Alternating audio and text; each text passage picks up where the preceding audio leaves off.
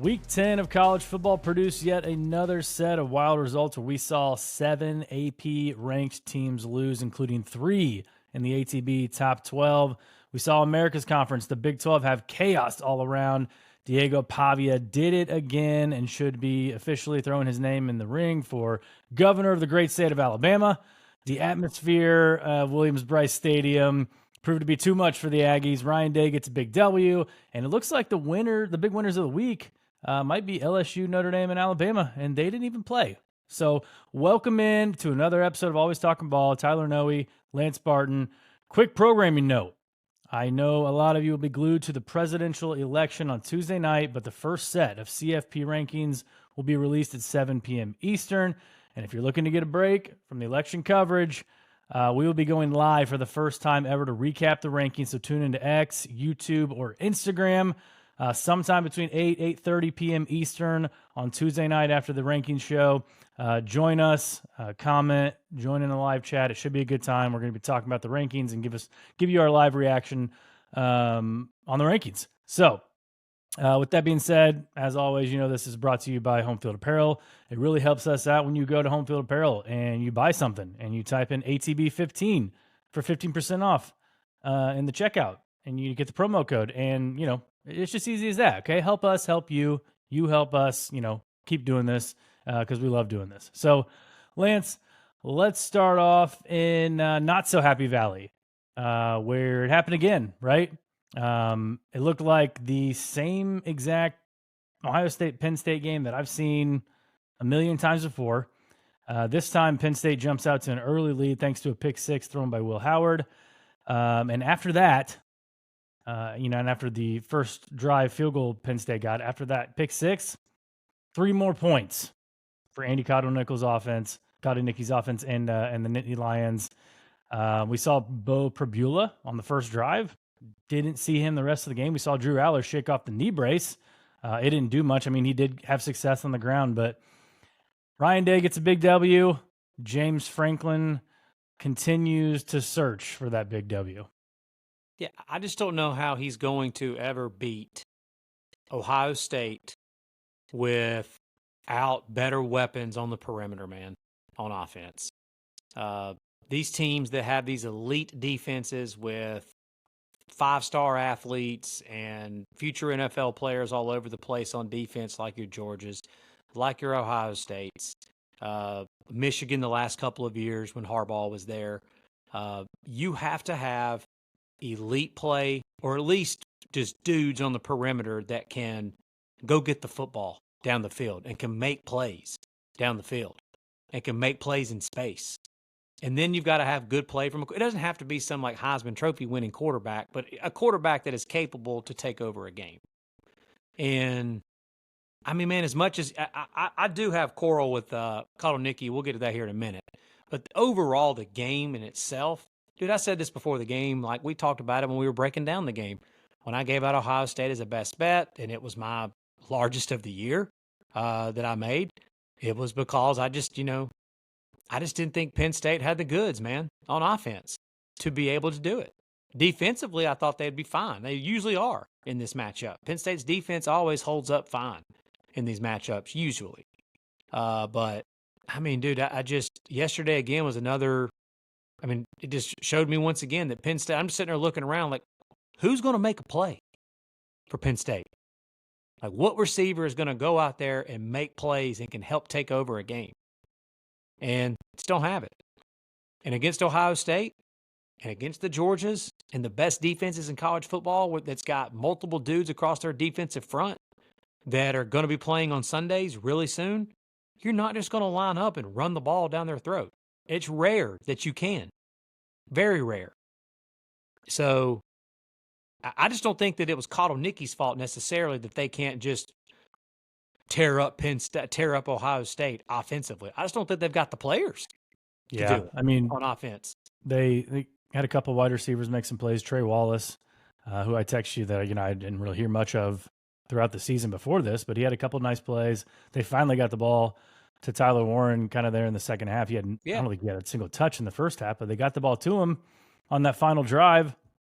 And get all the way down to the 1 yard line and get stuffed. He doesn't touch the ball then. I mean, I thought, if you're trying all these trick plays and all that stuff that they were trying all game and they're shifting him to quarterback and having him do read options, why would you not at least do that one of the 4 plays down there on the goal line? But that's the problem. I was going to say the quarrel that I have with Koloniki after that game. And I know, man, I know how it works. Like you do too. After these games, especially the big ones, and when you've got a reputation of not winning these games, immediately everybody wants to go blame the coaches. And we'll get to James Franklin in a minute. But as far as Koloniki is concerned, I mean, I know that was like everybody wanted to just immediately go blame him. I don't blame him overall for the whole game. But, dude, that goal line offense, I don't understand why. And so let me ask you this. Do you think – because I don't think Koloniki's like – it's not in his – like I don't think like offensive coordinators like that. It's just my own opinion. I don't think offensive coordinators like that want to line up in a power formation and just pound the football into a 9 or 10-man front into the teeth of the defense like that over and over and over again like they tried to do in that goal line deal. Like, dude, that seems like that has James Franklin written all over it, in my opinion. Yeah. Like, I feel like that – maybe I'm wrong, but I feel like that's a situation where Franklin said, let's pound the football and get in the end zone here. You would think – we've seen Koloniki do the stuff that he's done earlier this year with Tyler Warrant, lining him up at tight end, snapping the ball, running some of the trick plays that we're talking about, running some of these unique formations and getting plays like manufacturing offense basically for Penn State to try to manufacture explosive plays. Dude, I just don't believe that that Koloniki decided, you know what, we're going to line up here on 3 straight plays and just run right up the middle into the teeth of the defense. And then on 4th down, now we're going to run a pass play with no play action, no rolling the quarterback out to the left or the right for a run pass option or anything like that. Or like you said, no Bro Perbula there in that situation where you do have a quarterback that could use his feet that you've got to account for. Just zero imagination whatsoever. That was basically just like trying to run through a brick wall. Yeah. And that is the problem I've got with if that was 100% Koloniki's calls, I've got a problem with that. Big problem with that. And I've got a problem with any team that does that. It drives me nuts, man, that it's like these offensive coordinators out of nowhere just like lose their imagination of what they normally want to do. And they've got 10 people all stacked into this little space, and we're going to try to run right in the middle of it. The problem is if they lined up in the shotgun all 4 plays and didn't get in, people would be criticizing him for running the shotgun, right? Yeah. Or trying to if he got creative and he still didn't get in, they'd be saying, pound the football. Yeah, run the ball right up the middle. Just you got to get 1 yard. That's it. Yeah, you're right, man. It basically boils down to if you don't get in the end zone there, and they didn't, no matter what you do, you're right. People are going to bash it. Yeah. So I don't disagree. That's a good point. That's a good point you just made. This game was just absolutely bonkers, though. I mean, especially the first half. I mean, you got the pick 6, and then right after that, Ohio State drives right down. Big touchdown from Will Howard. Quinshawn gets another touchdown. Will Howard looks like he's going in to make it a 2-touchdown game. Fumbles out of the back of the end zone, which is a dumb rule. It's a really dumb rule. It's probably the dumbest rule in all of sports. I've always thought that. Yeah. Like, the defense does nothing, and you reward the defense by giving them the ball should be at the 1 yard line. I know. 2 yard line, whatever. Yeah, and then Penn State comes back down. Looks like they're going to score right before half. And, Igbinosun, right? He makes a great, just an unbelievable interception right at the end of the half. So that first half was absolutely wild. Second half is just kind of, that was a typical Big Ten game where it was just kind of power football. And then how about this? How about all week, us included, everybody talking about Ohio State not running the football. Quinshawn Judkins and Travion Henderson combine 24 carries, 149 yards, and they got the ball back with 6 or 7 minutes to go on their own 1 yard line, and Penn State didn't touch the ball again. Yeah, dude. Will Howard had a couple nice runs in there. Yeah, they absolutely took it to him. And I tweeted it out kind of joking, but you half expected Ryan Day to, get on there and say, well, I want to know where Joe Paterno is right now. So I love that. You're right though, man. That was grown man football. yeah, But hey, we've had two of the top, three teams in the country this year.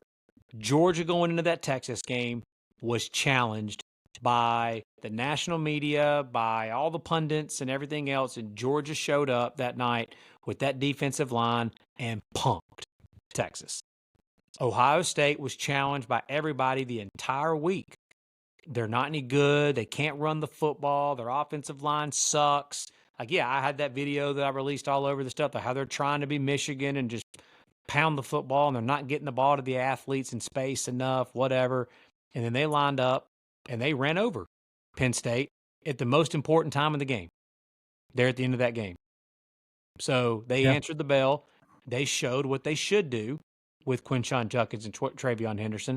So I got to ask, man, it's a fair question to either one of these coaches after this game. I mean, seeing the stuff with James Franklin after the game with the fan, walking off the field, they were giving him heck or whatever.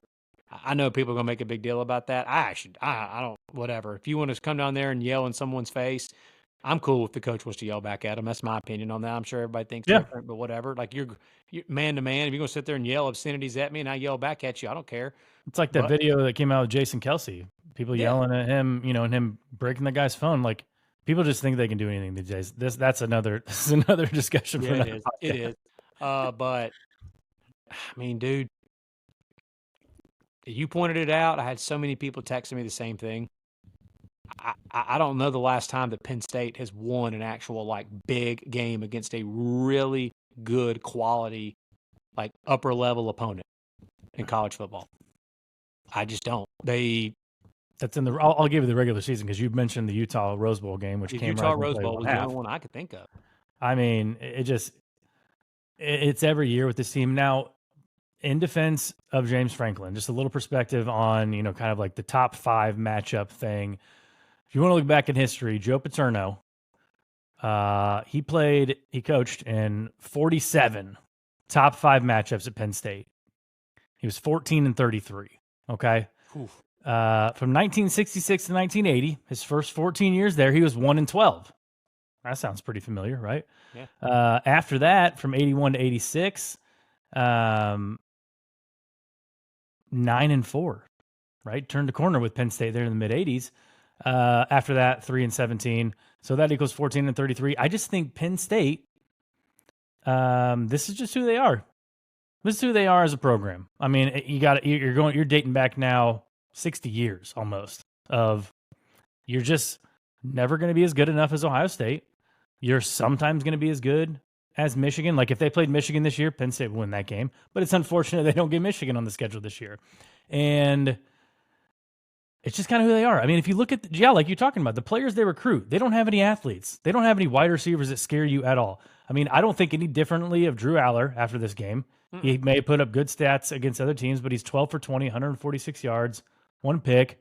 Their leading rusher was a tight end, right? Ohio State held Allen and Singleton to 18 carries for 42 yards. And then you look at their receiving, right? He completed, Pabula completed 1 pass. So there were 13 passes completed, and 3 of them were to wide receivers, 2 to Trey Wallace and 1 to Julian Fleming in a top 5 matchup.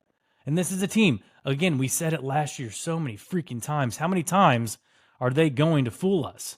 And given their schedule, they're probably going to, I mean, it'd be a shock if they didn't if they're not in the playoffs at 11-1. I mean, the 12-team playoff was tailor-made for a team like Penn State to be 11-1, maybe even get a home game, but they should be playing on the road and just getting waxed by a more athletic team in the first round.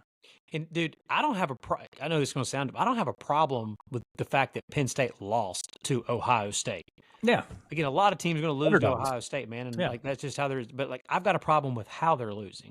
Yeah. There's a difference.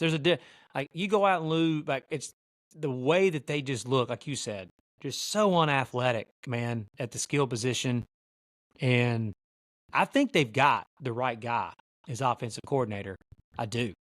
They just got to get better athletes, man, on the perimeter. They've got to. They've got to get more speed, and they've got to get more dudes that can go downfield and make plays. And really scare defenses and take the top off defenses. And they just think that bringing in a coordinator, you're just going to get more explosive. Well, you can put lipstick on a pig, man. It's not going to change anything. So, I mean, where do we go from here? I agree. Penn State's probably going to finish 11-1. I mean, they have chances that they could maybe possibly drop another one, but because again, offensively, but like again, James Franklin normally takes care of business against everybody not named Penn State or Michigan. They don't play Michigan, and they probably wish they did play Michigan this year. Watch out for November 23rd when they go on the road and they play Minnesota. When I was saying, I was getting ready to say the game against PJ Fleck in Minnesota. Yeah, at Minnesota, they're playing good ball. They are playing good ball. Your boy here cashed the over 5.5 wins. Boom. This past week they got their sixth win. Yep, and you had a best bet on them, so we both cashed on the row of the boat this weekend. What? Oh, but and as far as Ohio State, I mean, they've got Indiana left. So that could be interesting. But I think at this point, even if they finish 10-2, a win in Happy Valley at Penn State, an Ohio State team at 10-2, they're going to get in. Right. All right. Let's transition to the SEC. Let's transition down to Columbia, South Carolina. One half of South Carolina was absolutely ecstatic last night, and the other half we're going to get to here in a second. But South Carolina fans, we all talked about the spot for A&M, right? Going into that stadium, night game, ABC, off of a big win. It was just tailor-made, and they looked good in the second quarter, I'll say. I mean, first quarter, Gamecocks came out. They hit them right away. Second quarter, they kind of fight back, make it a 20-20 game at halftime, and then after that, just all Gamecocks. And I texted you as soon as they went to the sideline talking about Mike Elko right before the game kicked off, and he said, Marcel Reed's our guy. He's going to be our guy from here on out. Connor Wigman's quarterback too. I just think that's a huge mistake. And you mentioned it, 1 week ago tonight, that usually two quarterback system doesn't work, but in this case, with two different skill sets like that, you've got an advantage. And I am a firm believer he did not take advantage of it. And I think he bungled this situation. I think he could have brought in Wigman a couple times to complete some easy passes. I don't know. I got issues with Elko doing that. I mean, I know it's probably more comfortable for the coach and for the coaching staff just to have to stick to one guy. And I think they think that the players for Texas A&M want to know who their offensive leader is.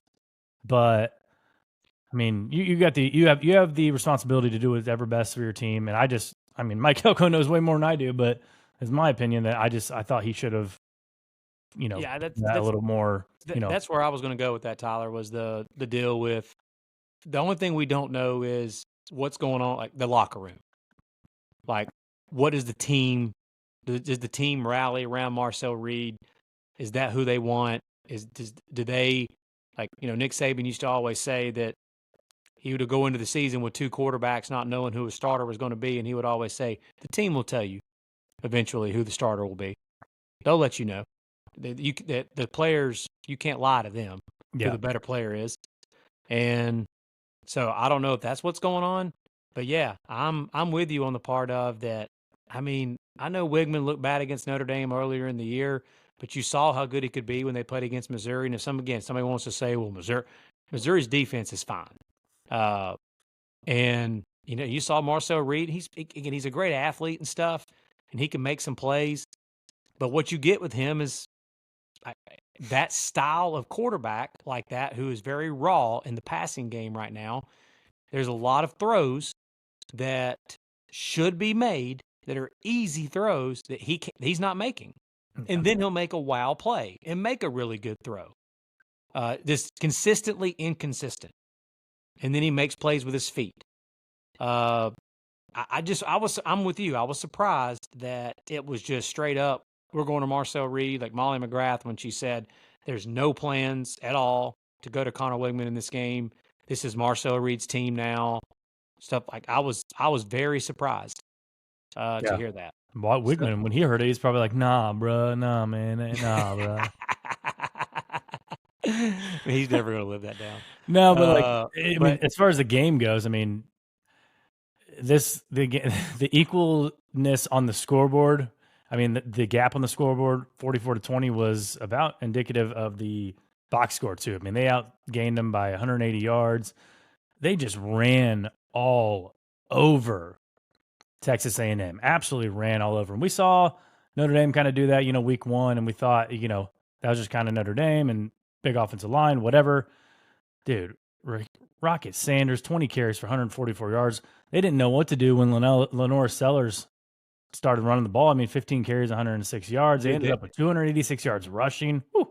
Yeah, A&M looked like LSU against them the week prior.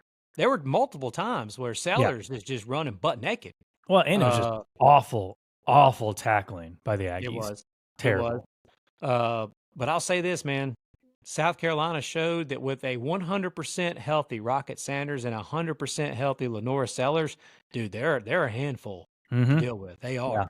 Yeah. And Dow Loggins did a great job because, again, South Carolina's another one. They don't have some, like, great passing game.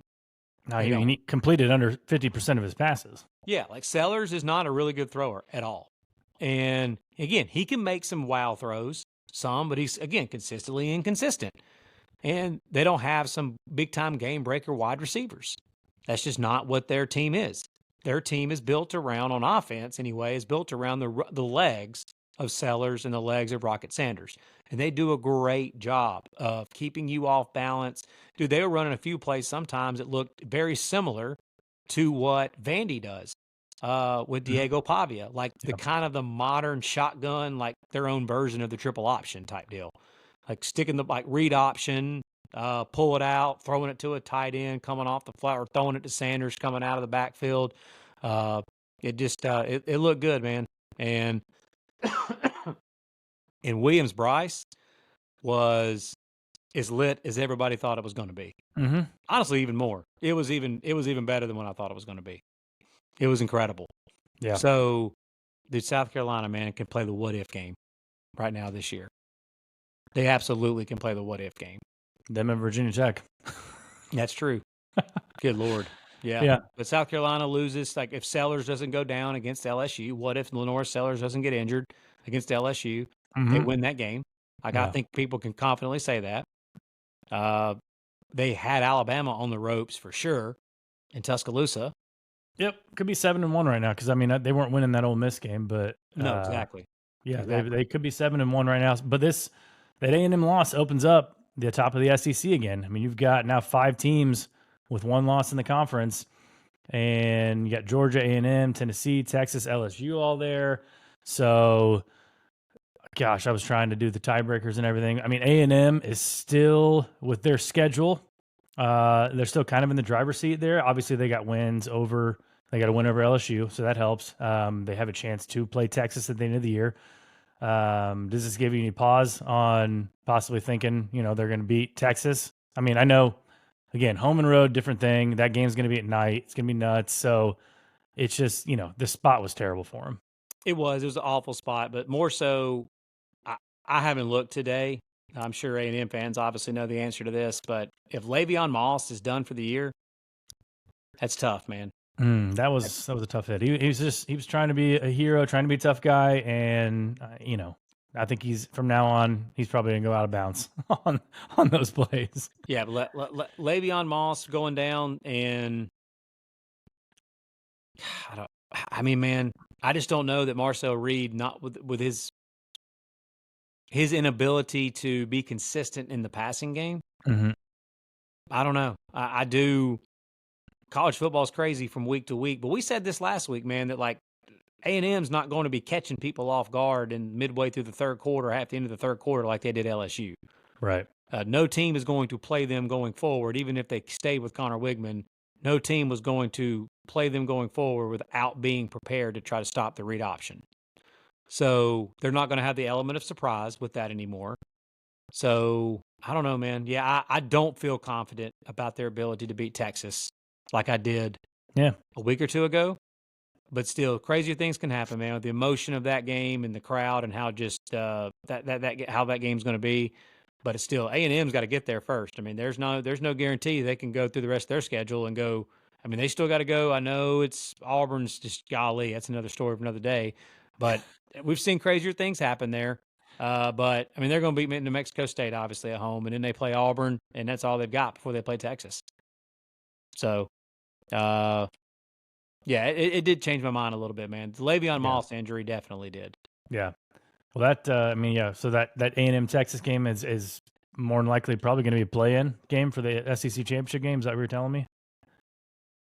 I don't know as far as the way the tiebreakers go and stuff. Oh, they have Vandy, or no, they have Auburn, and that's it before Texas as far as conference play. Yeah. Okay. So they can beat Auburn, and then Texas has got, Florida and Arkansas. Like, they should be able to beat those. So 1 loss is there.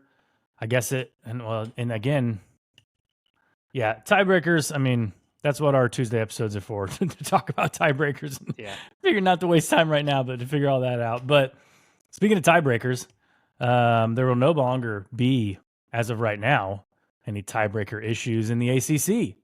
Nope. Because Miami, toyed around with Duke for a little bit, ended up covering the game, which is ridiculous. They took care of Duke 53-31. You got SMU last night just absolutely bulldozing Pitt, getting a #ranked win. 48-25 was really 48-11, but Pitt got a couple late touchdowns. So SMU looks really good right now. And then Dabo and the Clemson Tigers. Again, we talked about it. We put them on upset alert. I know you were kind of shocked that I put them on upset alert a little bit, but hey, big game Brom. Jeff Brom does it again, gets his 13th outright upset as a road dog, I think. Gosh, the box score in this game. By the way, Louisville wins 33-21 in Death Valley Mid. And, Clemson just absolutely owned the time of possession. They owned the first downs. They owned the total yards.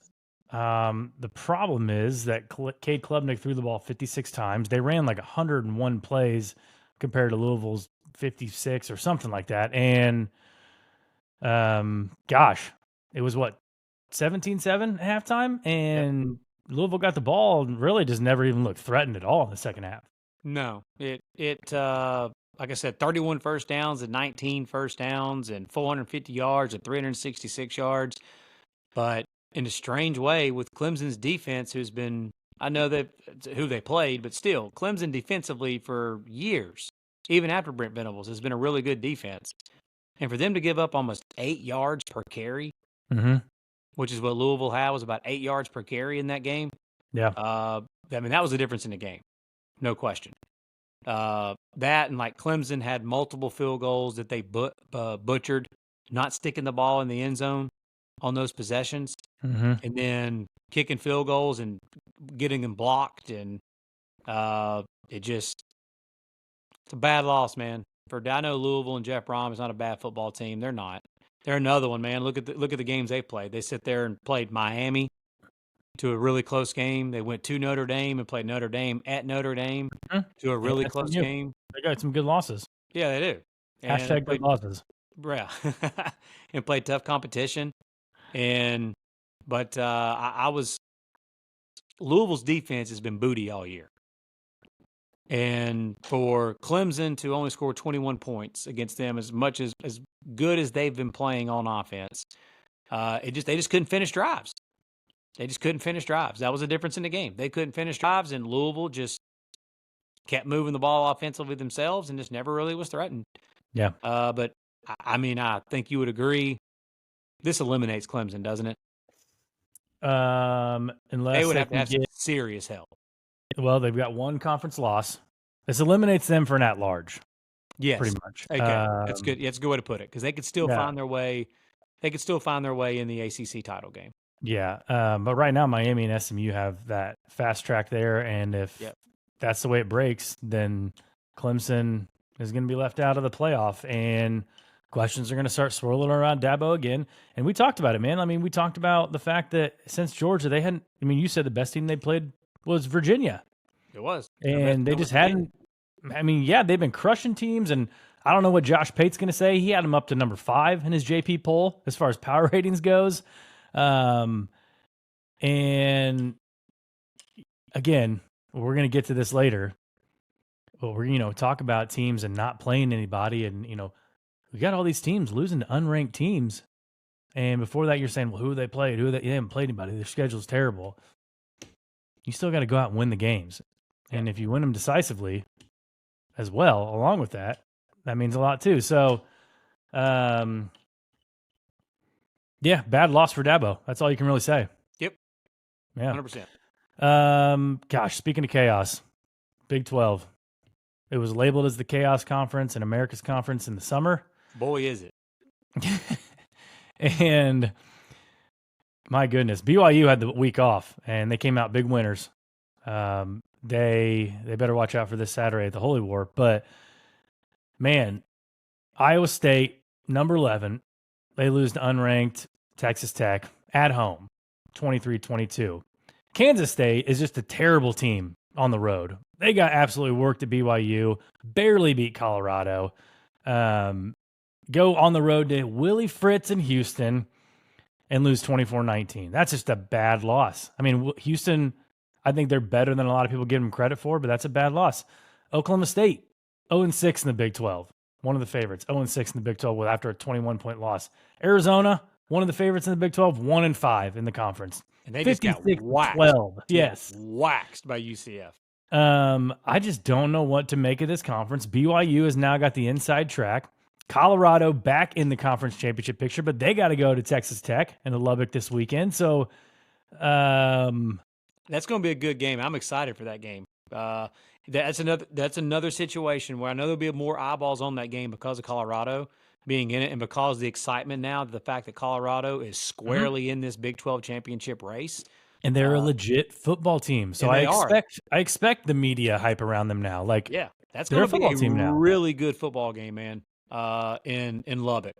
And I hope there are a lot of eyeballs on that game because if you haven't seen that atmosphere there in Lubbock, that is a very underrated atmosphere. They sling tortillas in the air and all over the place on the opening kickoff. That's a great place for a college football game. And they're playing good football right now. What a huge win for them at Iowa State. And Taj Brooks, who led the Big 12 in rushing last year, is running all over the Big 12 again when he's healthy. He ran for over 100-plus yards against Iowa State yesterday.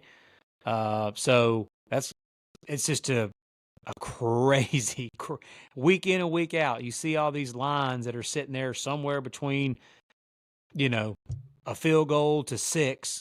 Almost every single betting line is that, which again tells you that there's not much that separate these teams. But this past weekend, you did have some bigger lines. Yeah. With K-State, who loses straight up. With Iowa State laying 14 against Texas Tech, loses straight up. It's like you just can't. It may have been you that said this. Like, done trying to bet the Big 12. Yeah. Like find other games somewhere else because it's hard to figure out the Big 12. Yeah, because week in and week out, anybody can beat anybody in that conference. Yeah, and I mean there needs to be a real conversation about the fact that I think if Boise runs the table and they go 12-1, or Army happens to beat Notre Dame and they win the American and they're 13-0, one of those two teams, depending on, if BYU goes into Rice-Eccles this Saturday night and they lose, and you've got a Big 12 champion at the end of the year with 1 or 2 losses, that more. It's already not regarded well. You could definitely see the fact that Boise or Army could get that first round bye and be a higher ranked conference champion. Mm-hmm. I don't even know where that would slot Big 12. I think it wouldn't. I think we're automatically just assuming that the 5th highest ranked conference champion is going to be the 12 seed. Well, like, the Big 12 could be the 10 seed still. Yeah. And then you get we talked about how the 5 seed might be the easiest path, right? Well, what if the 5 seed is Ohio State and Alabama is the 12 seed? And you got to play Alabama first round game. It's just all these different scenarios is unbelievable. Yeah, it is. But like I told you, I said, for the people that don't know this, the College Football Playoff Committee, they work for the conference commissioners for the power conferences. Mm-hmm. And I will have to believe it when I see it that they don't have the 4 power conference champions as the top 4 seeds. But to your point, if, like, for example, 3-loss Texas Tech ends up winning the Big 12, that is a significant scenario there that you're talking about in regards to that. If Boise were to win out or if Army were to go undefeated, if 3-loss Texas Tech is your Big 12 champ, I think you would absolutely see that scenario that you just said. Well, and I think undefeated Army or Boise would be your 4 seed. Yeah, and I just think too that it's if there's any year to do it, it's going to be the first year. Like, and they'll get it out of the way. Like, oh, see, we didn't put the Power 4 conferences, 1 through 4. You got, here's your wish. Like, you get a bye and all that stuff, and after that, then maybe they don't do it. So, I just think this first year is going to be. Again, I don't think everyone's talking about SEC can get 5 or 6 teams in. I think they're getting 4 in. I think Big Ten's getting 3 in. Like, I think the committee, I think, is going to play it fairly safe this first year, except with the exception of possibly, putting the G5, team at a first round bye.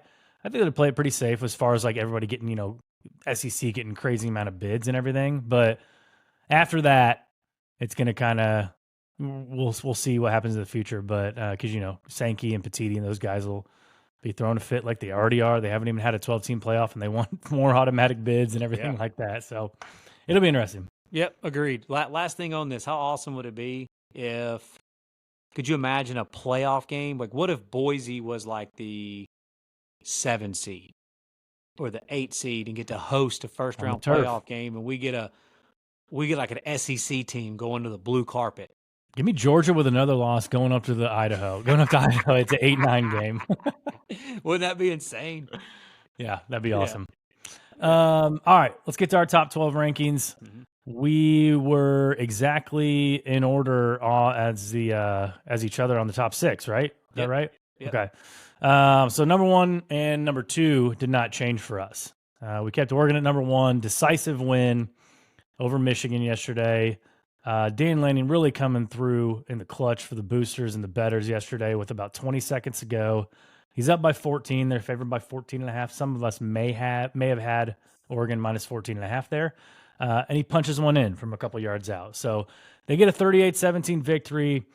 Again, with all these teams dropping home games to unranked teams and road games to unranked teams, or even, teams aren't, 3 losses and everything. You're not going to scoff at anything that Oregon does, as far as the 38-17 victory. I was surprised Michigan actually put up, kind of an offensive fight there. Yeah, dude. Especially in the first half. Yeah, Oregon is undoubtedly the number 1 team in the country right now. There is no, in my opinion, dispute about it. There's some dispute. I think I said it in the offseason, right? And I feel like they were the only team I had going 12-0 because I just felt like they had the fewest holes. Yep. In their overall roster, offense, defense, special teams, coaching, everything. Mm-hmm. And you so far looked very spot on about that. Yeah. And also too, let's just call it their schedule. They get the Buckeyes. They had the Buckeyes at home. If they would win that one, if you looked at the rest of their schedule, there wasn't a lot of places you could see them tripping up. Yep. So Michigan really let everybody down this year. Correct. Michigan was the one that you thought that would be that spot, and obviously they turned out to be what they turned out to be. But yeah, I mean, Michigan still defensively is solid, and Oregon ran the football really well against them.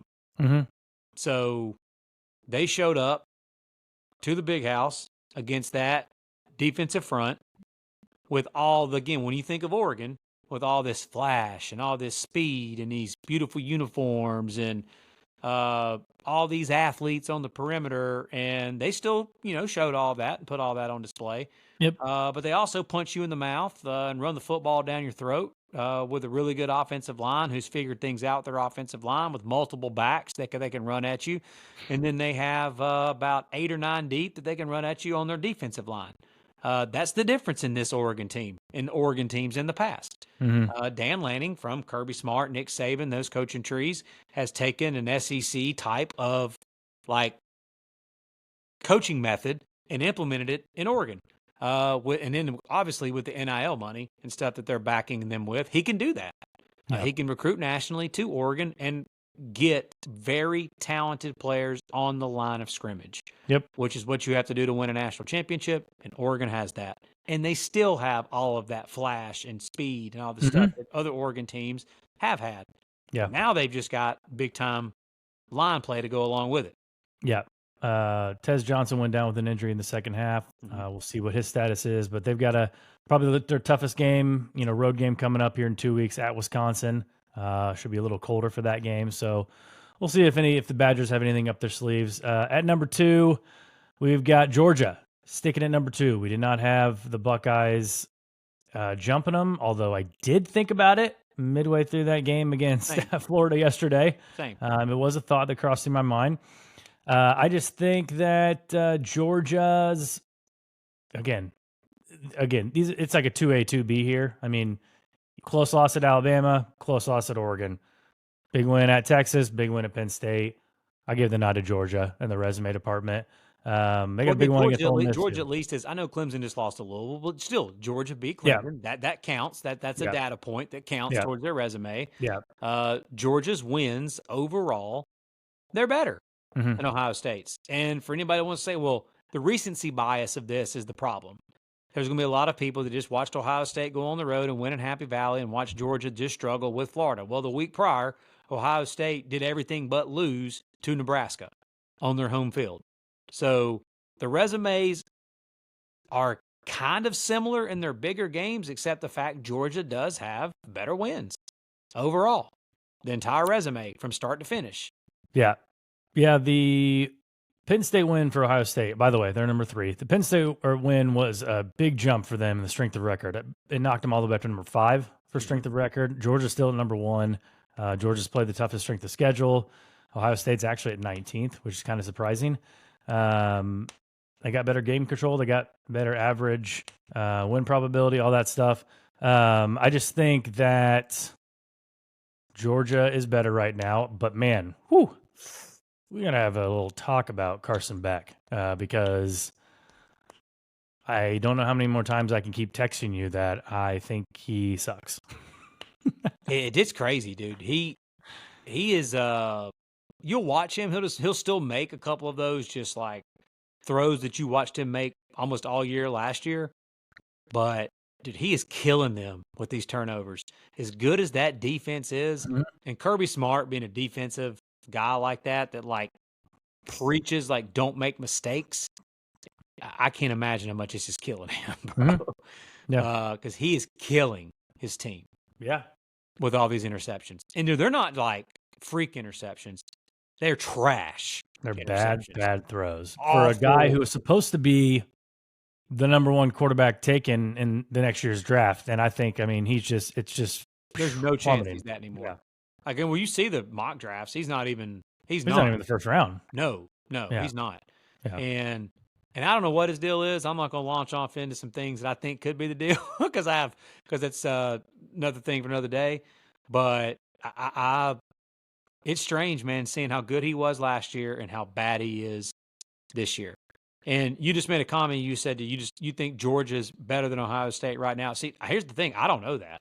Right. I just think I think we're splitting hairs with the two teams, and I'm just on this one. I decided Georgia 2 at the moment. Yeah, I don't know why I said that. I meant better resume. I don't know. Yeah, why I said that's that. okay. Yeah, like I think Georgia's, but like right now, like if these two teams lined up, like dude, as bad as Carson Beck is, I think Ohio State probably beats them. Yeah. But overall resume, this isn't a power rating. This is a ranking. Overall resume and whatever. And again, we've seen Georgia when they go up against. When they went to Texas, we saw that version of Georgia show up. Georgia's defense still has the potential to completely take over games. Completely take over games. They've got dudes that other teams don't. And, yeah, I think we're just splitting hairs with these two teams. So we've got Georgia 2, Ohio State 3. And at 4. We'll find out about more about Georgia this Saturday when they go to play Ole Miss on the road. Yes, we will. So. We're going to talk more about that game this week. And for anybody out there that think, well, it's just Ole Miss or whatever like that, you need to take a little deeper dive into Ole Miss and see what they've actually done as far as defensively, the numbers that they're putting up in comparisons to other teams that you think might be the best defenses in the country, and go look who leads the nation in tackles for a loss and sacks and rush defense, all that stuff, and go look how high Ole Miss is in about all those categories. Right. And they're still really good offensively, like Lane Kiffin's teams always are. Mm-hmm. At number 4, I got to admit, man, I struggled with this one. I did. I really did. Most people probably think that this would be an easy decision who you would put at number 4. But I struggled with it. We got Texas at 4. And I put Texas at 4 simply just because I think that they're better. But their resume, like this is where we go back and forth on the resume versus better, like all that stuff. Look, for people that's listening about this and how we go about our rankings, like we're not going. It's a combination resume, a power rating, who you think team A beats team B on it's a bunch of different things that we put together. And when we're trying to split hairs between certain teams, we may use the fact that you should really give the opportunity of the resume here in this spot or whatever. But in this situation, I just honestly think Texas is better. We've got Texas at 4. I don't want to bury the lead. I'm going to give you the floor for who we got at 5. But we got Texas at 4 just because we think Texas is the 4th best team in the country right now. But as far as their best wins, it's not their fault that Michigan turned out to be what they turned out to be, and Oklahoma turned out what Oklahoma turned out to be. But that's what those teams turned out to be. Which one's a better win, Oklahoma or Michigan right now? I still think in the big house at Michigan is a better win. Okay. I really do. Oklahoma with Michael Hawkins at quarterback and their 5 starting wide, their 5 number 1, 2, 3, 4, 5 wide receivers on their depth chart out. Multiple offensive linemen out in that game, in that Red River game. I still think the win at Michigan's a better win in the big house. But it turns out it's not some great win anymore. That's not Texas's fault. Yep. But that's where we are. Yep. So their best win right now is a 3-point win at Vandy. Yeah. That's true. Yeah, it is. That's their best win right now. And who we got at 5? Number 5, all the way up from, we have number 7 or 8 last week. It's the Indiana Hoosiers. They keep rising. And you brought up a good point yesterday when I was texting about Indiana. And their schedule is not great.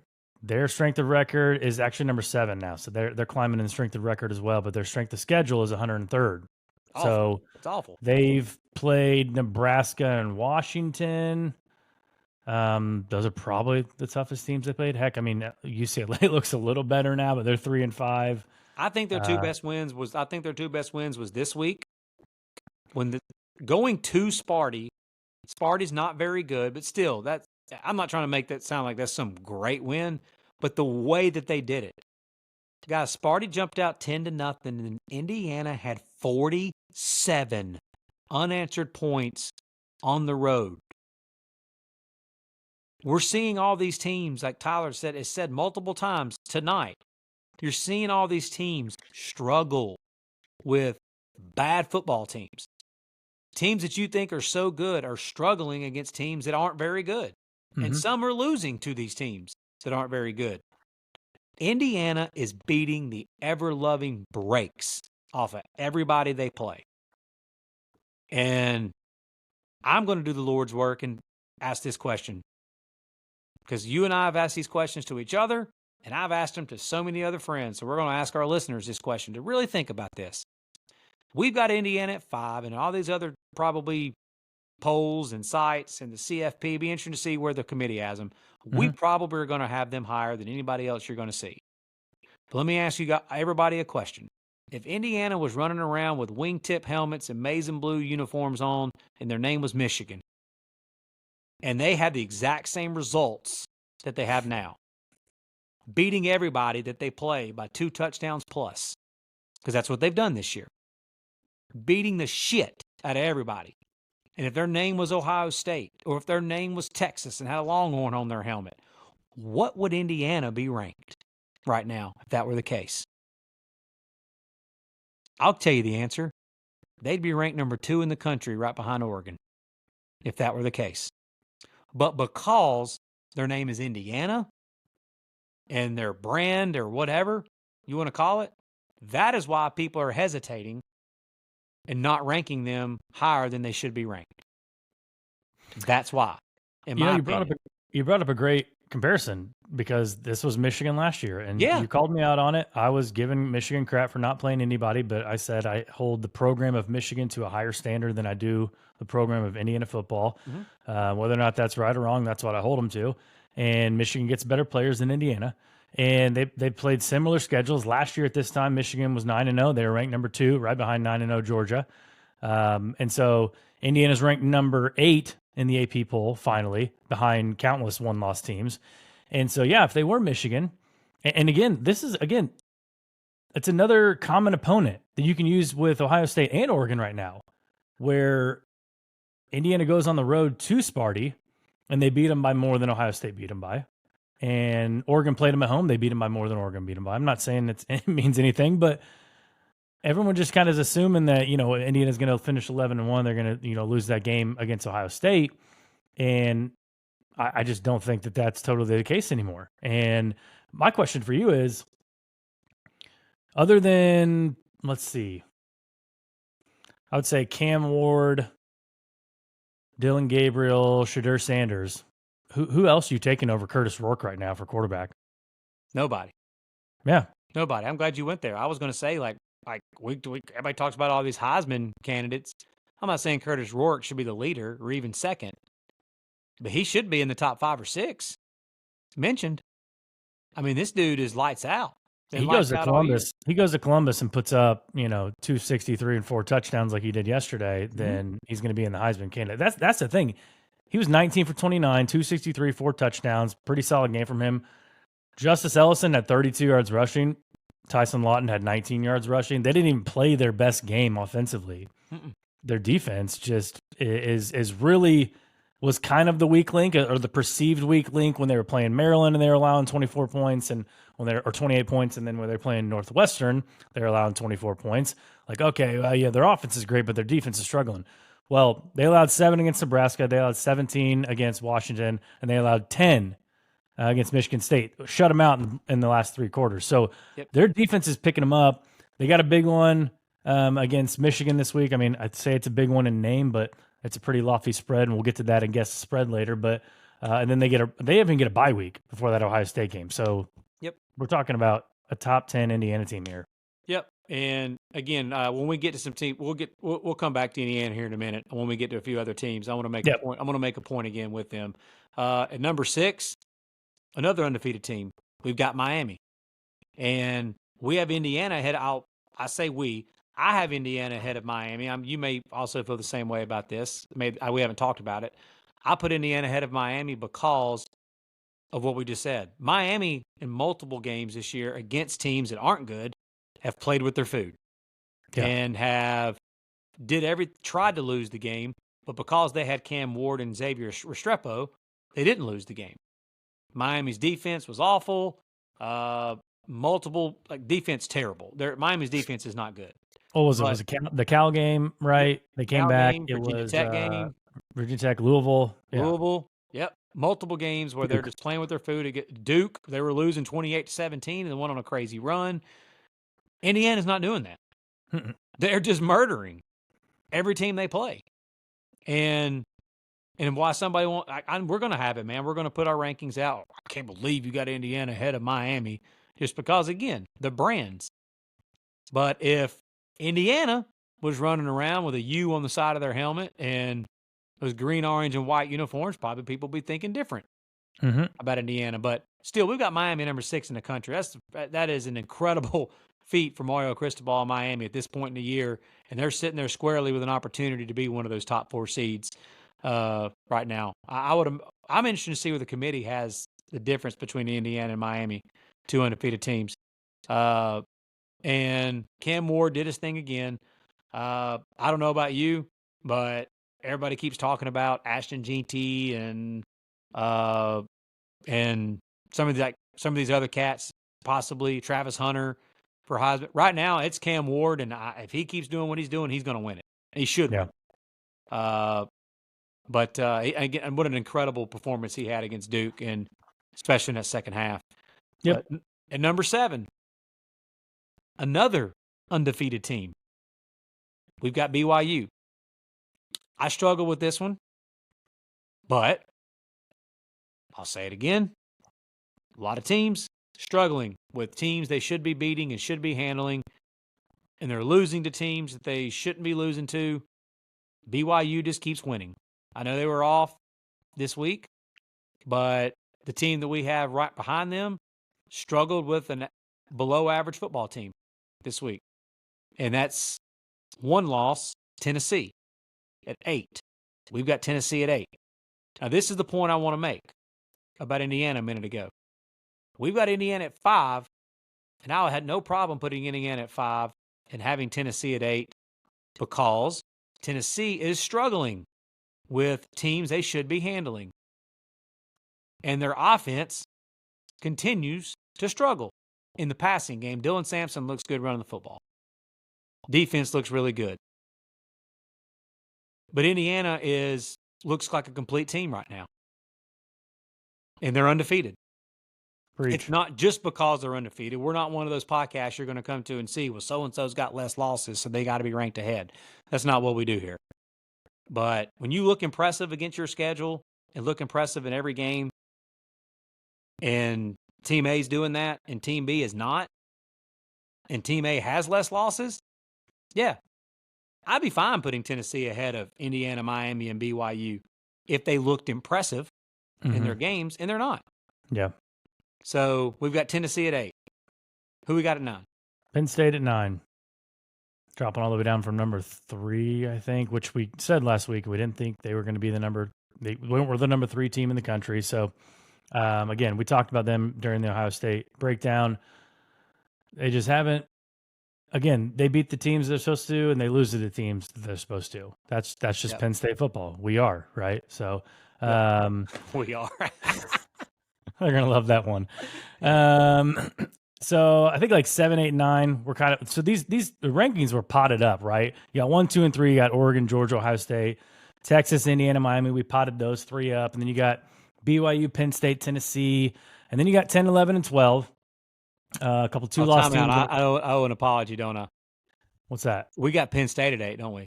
We got Penn State at 8 above Tennessee, yes. You were right. I messed up there. Sorry, folks. Yeah, that's the first Penn time. State at 8, Tennessee I was 9. looking at mine. I have Tennessee at 8, Penn State at 9. I was looking at mine. But we, as our collective consensus, we have Penn State at 8, Tennessee at 9. Mm-hmm. Yep. Okay. 10, 11, 12, a couple of 2-loss teams and a 1-loss team.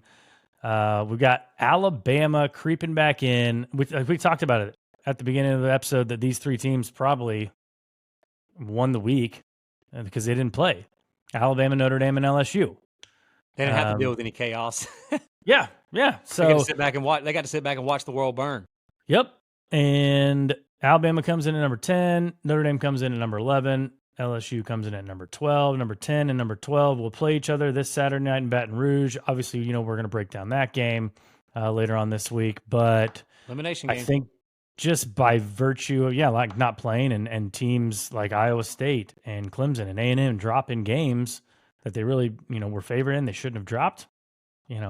I think we've got to put them there. I think we put Alabama above Notre Dame because, again, I said last week I talked about Northern Illinois loss and I was going to stop holding against it, and I got some backlash for that. But it's still out there. It does exist. The committee will take that into consideration. The committee will take into consideration the fact that Vandy is a lot better than what people thought they were when Alabama lost to them. 2 road losses for Alabama. Obviously, it's a tough schedule. They still have the win over Georgia. And Notre Dame and LSU, they've got a common opponent on the road and College Station. Their win over South Carolina got better and looks better after this last week. Yeah, and LSU's loss against USC, not looking great. Nope. Right? So, again, it's just like Texas and Oregon and all that. It's not their fault Michigan sucks. It's not LSU's fault that Lincoln Riley doesn't know how to coach college football. Okay, so we'll talk about him later on this week too, whether or not he's on the hot seat. But I think that those 3 teams right there are in prime position to make the college football playoff if they win out. Yeah. Now the problem is only two of those teams have a chance at winning out because correct. that game this week in Baton Rouge is a good one. But you're right. Before the season, we thought that 10-2 Notre Dame would probably be in, but because they lost to Northern Illinois, I think we agree. Yeah. If they lose another game, they're out. Yeah. And if whoever loses the Bama LSU game, I don't think they would have to have so much chaos go on for a 9-3 team, to get in. And the fact that Notre Dame, I mean, if they lose another game, like, it's a bad loss. Yeah. Like, even if they lose to Army, they're going to be favored by at least 10, 11, 12 points in that game. That's going to be a bad loss. Yep. And they play Florida State this week. They got Virginia. They got USC. You're right. So, really, these are the games that Marcus Freeman has had trouble with. You're right. Yeah. When they're 24 and 25-point favorites against these teams. Yep. And he's expected to win. That's it. So, he's got a big month ahead of him. Literally, I think all he has to do is win out, and Notre Dame's in the playoff. Yep. Win out as a heavy favorite. Easiest task of any coach right now in the country. Agreed, because he's going to be a double-digit favorite in every game. He probably won't be at USC, even though USC may only have 4 wins or 5 wins, or whatever, at that point. But still, they'll be respected by power rankings and stuff. Yeah. But we'll recap these rankings since I've boogered that one deal with Penn State and Tennessee. Number 1, we've got Oregon. Number 2, Georgia. Number 3, Ohio State. Number 4, Texas. Number 5, Hoosiers, Indiana. Number 6, Miami. Number 7, BYU. Number 8, Penn State. 9, Tennessee. 10, Alabama. 11, Notre Dame. 12, LSU. Okay. Let's get to a little guess the spread and then get out of here. I've got, 10 games on the schedule here. It's a lighter week as far as across the board, but a couple heavy hitters. We're going to start with a heavy hitter. 3:30 on ABC, Georgia at Ole Miss. Georgia field goal? Georgia -2.5. Okay, we're going to talk about that game later this week. That line right there tells me what I already feel. Yep. This will tell you, I don't cheat before this, but dude, I had to do it. I looked at Alabama LSU. Okay. So the last I saw it was Bama was like 2, I believe. It's +3 now. But who's +3? LSU's +3. Oh, okay. When I said Bama, you said Bama's +3. I was like, what? So early money coming in on Alabama, and listen, this is no offense against you. That's fine. I think that is wild. That early money. I know both teams coming off a bye. Last time they came off a bye, DeBoer coached the heck out of the first half against Georgia. Yep. But my goodness, man, like, LSU at night is a different animal, especially since Brian Kelly got there. I think he's only lost one home game since he's been there. None of them at night.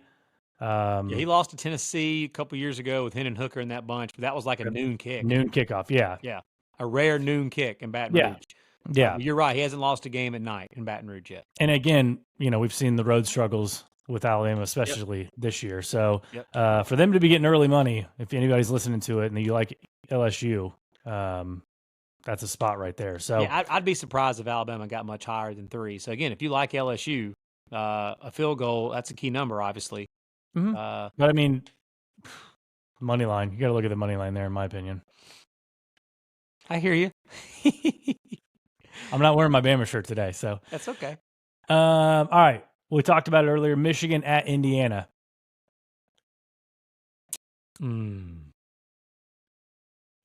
Indiana 11, 12. Indiana -13.5. Ooh. And they're still being disrespected. Power ratings have them about an 18-point favorite. They're still being disrespected. So you know what I did? I made Sigs and the Hoosiers my first bet of the week. Let's go. At 13.5. Might as well. I mean, they beat everybody by 2 touchdowns. Exactly. And I know Michigan, they've just got to be they're reeling right now. Will Johnson's not playing. I mean, it seems like he's sitting out for the NFL draft. Their other DB's not playing. Davis Warren he's actually improved in my opinion a little bit, but you got to take the Hoosiers in this spot. I don't disagree. Yeah. But that's wild. Almost 2 tutties against Michigan. I know. Who'd have thunk? All right, we talked about this one. Colorado at Texas Tech. Ooh. Got to try to stump him here, folks. Colorado. That's got to be a low. Colorado 1. Colorado -3. Ooh. In Lubbock. In Lubbock. Okay. But again, they're playing good football, man. Playing but really again, good football. Texas Tech coming off a big upset victory. I Colorado off a agree, but bye. I will say this. This is not because of who it is, because of the attention that Prime and Shador and Travis Hunter and that bunch warrants, like even when they weren't any good last year. Mhm. But now that they are good, yeah, this will not be a trap spot for Texas Tech, like a flat spot or anything like that. Not at Mhm. all. But Texas Tech is one of those teams, man. We'll talk about it when we break down that game this week, because I'm sure we will talk about it quite a bit later in the week. But Texas Tech and Joey McGuire has been really good at home over the years, and I've been one that backs them quite a bit in Lubbock. So I don't know if I will this time. Maybe, though. We'll see. Okay. South Carolina at Vandy. Again, coming off a big win. That dude, do you remember when I texted you and I said before the game Saturday, I said, can't wait for South Carolina to upset Texas A&M tonight, and then they go on the road and lose to Diego Pavia and Vandy next week. Yep. Well, here we are. South Carolina 4.5. South Carolina -3.5. That was close. Okay. Yeah. Dude, Vandy's good, dude. They really are. They're a good football team. Yeah. Holy War. BYU at Utah. God, man. We got Ole Miss, Georgia, then going into Bama and LSU and Baton Rouge, and then the Holy War after dark, baby. Sign me up. Yep. I'd like to know when the last time BYU was favored on the road at Utah. BYU 6. BYU -4.5. Okay. Whittingham and the boys, even though they're booty, still getting a little love there. If they're gonna win, one game, they got to win this game, right? I was going to say, man, this could be a Kyle Whittingham, Morgan Scully special. I would hope so, but it could be. Well, yeah, watch out for BYU. So, how about a little Friday night action? 9 p.m. Eastern on Fox. Iowa at the resurgent UCLA Bruins. Did Eric Bieniemy, who, for those that don't know, offensive coordinator under Andy Reid for the Kansas City Chiefs forever, how much does he love calling plays against college football defenses instead of NFL defenses? Because he's the offensive coordinator at UCLA. And you're right. They lit up Rutgers at Rutgers, and then they go light it up in Lincoln. They played well in LSU at Baton Rouge against LSU. They played well against Minnesota in a close game. They're just playing close by Indiana. They did. There you go. There's a good one. Another example. Yeah. UCLA played Penn State tough for the majority of the game. Indiana just goes out of the Rose Bowl and just walks the dog on them. I know. People are going to think this is an Indiana podcast. We keep on. Let's see here. The Hawkeyes. Caleb Johnson. Hawkeyes, I don't know, dude. What, 4.5? Hawkeyes -6. Okay. Taking early money. Yeah, it was 5, and now it's up to 6. That's a good football team too. How about them, man? How about Lester in that offense? Doubling their points per game. Yeah. They still didn't get 100 yards, passing from their quarterback, but they don't need Johnson, it, man. They don't need it. The second best tailback in the country behind Ashton Genty, or maybe the best tailback in the country, for Iowa, just keeps running wild every week. Yep. All right. Florida at Texas. DJ Lagway goes down, tough injury. Brutal, man. Aiden Warner comes in. Does decently well. Dude, Billy Napier can't catch a break, bro. No, he can't. He really can't. Mertz goes down last year right before they play Florida State when Florida State had an injured quarterback. Loses Mertz this year, then loses Lagway when they've got Georgia on the ropes. It's at Texas, right? At Texas. With a third-string quarterback. Shit. Yep. 20 Texas 23. Texas 21.5. Okay. Yeah, that could be that one could get ugly. Mm-hmm. Think about Texas, man. Again, it's not their fault, but they face Michael Hawkins. They face that Russian Carson roulette. Beck. Yeah. Carson Beck. Hey, that's true. I thought you were lumping in crappy quarterbacks. That's a good point. I was about to start throwing out Michael Hawkins, and then by far the best. Not by far, and I don't know about by far. But hey, here's a question: is the best quarterback they faced this year, is it Diego Pavi or Carson Beck? Seriously, do you think you'd be saying that for the season? Yeah, you should ask Hugh Freeze that question. I don't know. Oh man! All right, so you said Texas 21.5. Texas 21.5. Okay. Next game, a little trap spot here. Miami at Georgia Tech. Ooh, I wonder if Haynes King is playing. Not sure. You got to think though, after what happened last year, Mario with the clock management stuff. And for those that don't know, there's a little bit of some interesting bad blood here. Mario Cristobal and Brent Key were both offensive line coaches under Nick Saban. I don't know that Mario loved the fact that a lot of people said the best offensive line coach that ever coached under him was Brent Key. Interesting stuff there. But anyway, Miami 11. Miami minus 12.5. Brent Key as a home dog. We'll have some stats for you later on in the week. Yeah, Brent Key as underdog is pretty solid. Yeah, and until they played Virginia Tech. But again, that was at Virginia Tech with a backup quarterback. I know there's something out there, Brent Key and Georgia Tech against ranked ACC opponents, what he's done in his time at Georgia Tech. So that'll be interesting. Georgia Tech can run the football. And if Haynes King is playing, yeah, that could get interesting. Yep. Clemson at Virginia Tech, 3:30 kickoff. Boo. Yeah.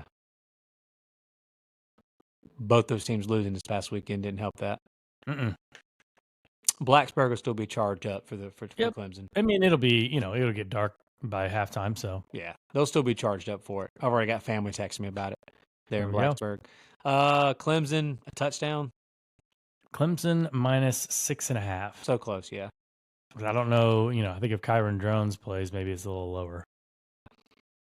Dude, that was kind of not like really talked about that much. I feel like going into that game last week, but yeah, I don't know, man. Clemson coming off a loss like that, but it's just interesting to see where Clemson's psyche will be. I'm sure Dabo can still make them believe that they need to take care of their business, and let's hope that something else happens around them. They can still get to the ACC championship or something. Yeah, so. yeah.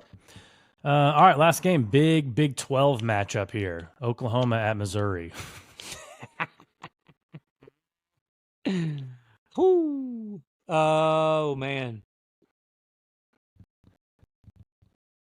If Brady Cook is not playing, Drew Pine, I wish I knew. I have no idea if Brady Cook's playing or not. I know. We need some inside info there. If anybody has any info, hit us up in our DMs or yeah. All my local Mizzou folks here. Let me know. Yeah. Because if not, I'm gonna bet. Because if Drew Pine's playing, we're going the under. Yeah. Or against you. And against yeah. Mizzou. Oh, that's what I'm saying though too. I don't know who's playing quarterback. That's a big difference. I'll say Mizzou. I know. I'll say Mizzou 4. Mizzou 2.5. Okay. And I don't think Drew Pine's a 1.5 point difference from Brady Cook, so I don't know. Yeah, I don't either. I have no idea. So you said 2.5? 2.5. Okay. Yeah. That's it. Like we mentioned at the beginning of the episode, we will be live on Tuesday night. I know you'll be scrolling through Twitter, trying to keep track of the election and all that, who's winning, but come on over, join us on Twitter, join us on YouTube, Instagram, all that stuff.